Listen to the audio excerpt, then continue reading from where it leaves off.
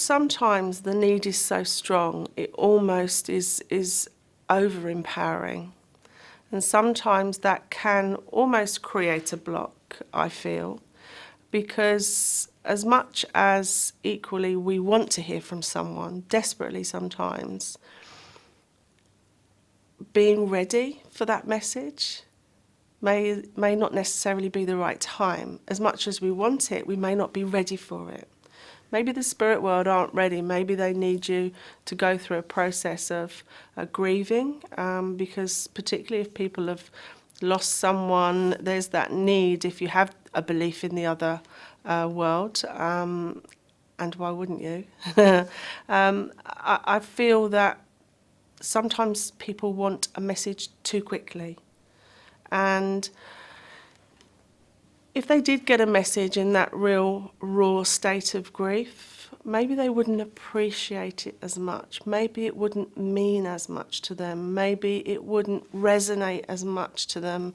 And maybe they wouldn't be able to embrace it and enjoy it for what it is at a time when their raw emotion is just overwhelming. Almost, maybe even a couple of months. I don't know. Everyone's different.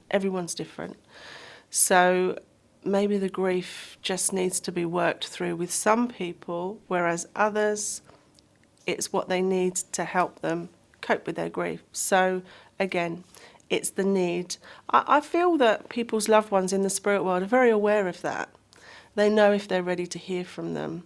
They know if they're too traumatised still, that they wouldn't really take it in for what it is.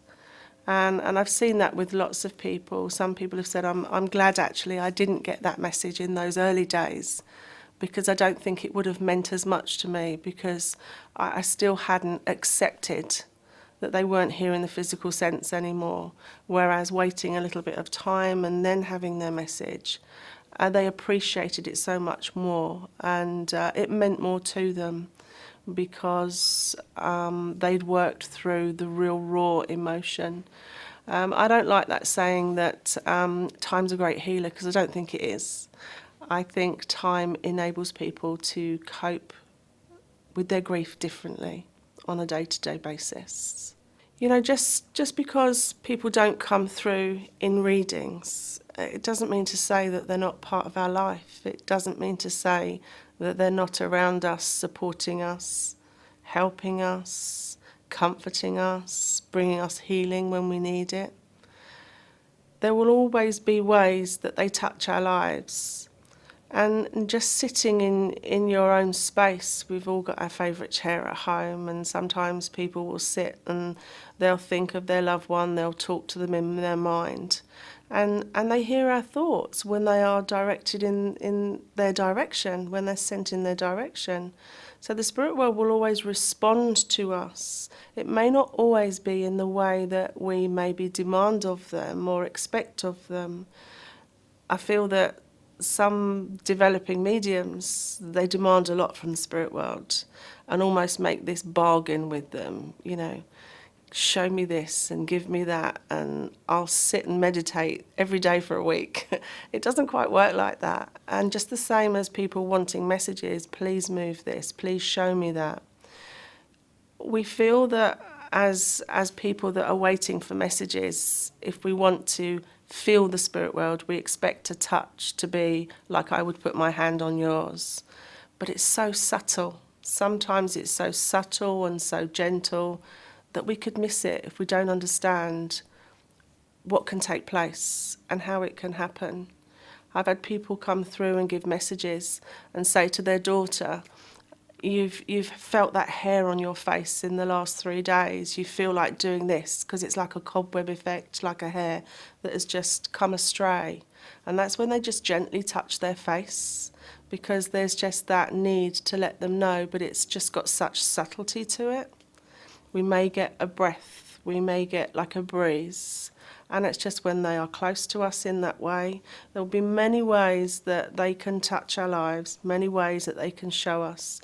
It's not always going to be in a physical sense, but sometimes when we're in our darkest moments, or when we're in that space of just feeling that no one's there. Where has everyone gone? We will get some strength from somewhere. We may feel as if we're just being bathed in light sometimes, like we're getting a warm hug, but we don't quite know why or how. And they find their way. They find their way because they are still a part of our everyday life. They always have done, and they always will be, because we still have that love connection, and it's all about the love. So we extend our love to them in various expressions, through frustration, through emotion, through thought, through word. It can be in our mind, it can be outspoken. But they will find their way to connect with us. They will still be there. They don't follow us every step of every day, so they don't follow us into the bathroom and they don't follow us shopping. But they will always be there when we need that support, because that's what they did when they were here. So why would they stop doing it just because they're in another space?